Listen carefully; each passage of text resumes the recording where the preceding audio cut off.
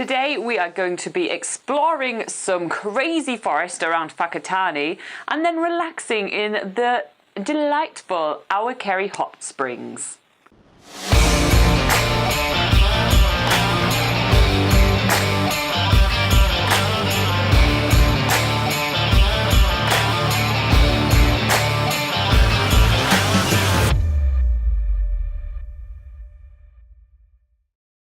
This morning we are leaving the Awakeri Holiday Park relatively early for the White Pine Scenic Reserve. We'll get back to the holiday park around the end of this episode to show you the amazing hot pools, but for now we're exploring this great bird-filled scenic reserve.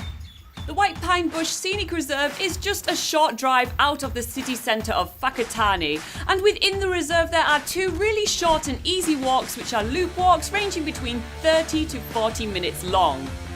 The White Pine Reserve is named after the New Zealand white pine, which is the Whakatane tree, which obviously is very prominent in this reserve. It's really surprising the amount of wildlife that we get to see in this very small reserve as well. We get to see a ton of insects because, well, we learned last night how to spot them, which obviously is our new hobby, and we also see heaps of birds really high up in the trees.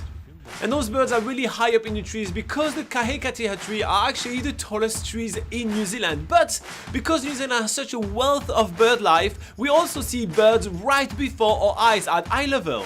What have we found, Nora? Found a fantail. One of the most common types of birds that you're likely to see in New Zealand forests is the fantail, and that's because they are so not scared to come super close to you, and that's mainly because you're upturning all the soil as you're walking, which upturns all the bugs for them to eat. After taking loads of pictures of that adorable little fantail, we continue along the track seeing a lot more birds. In particular, we are seeing tui, which is a type of songbird in New Zealand. They make the most amazing noises and actually sound like robots from Star Wars. And hey, we even see a kiwi bird in broad daylight. And then we continue on the track where we are surrounded by this amazing forest, which not only is covered in the Whakatane tree, which is the white pine, but also lots of bushes like kawa, which we've tasted in a few episodes if you remember back. And also there is the nikau palm trees, which are these exotic looking palm trees. Luckily the walk is very short though, leaving us enough time in the day to do a second activity in Whakatane, which is going to the Awakeri Hot Springs. Yep, that's right, we're back at our holiday park to experience what it's really famous for and meet the wildlife. Oh, look at this little guy. He's made a nest in your eyebrows. Oh, well, you know, there's enough to sustain the whole family right here. It's cleaning itself right now. Is it like right on top? It's fighting your earrings, like boom, boom, boom. After releasing these spray mantis into the nearby woods, we are getting back to what we're here for, trying out this awesome geothermal pool.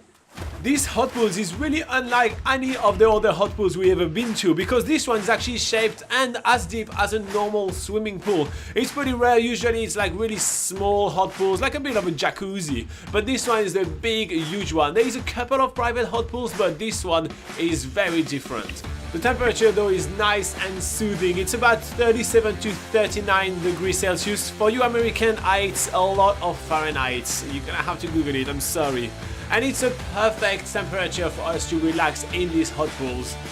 The great thing about these hot pools is that you can choose either to sit down and relax and soak in those natural geothermal waters, or you can treat it like a normal swimming pool and just splash about in the water, which, to be fair, Robin and I are a bunch of kids, so we do exactly that.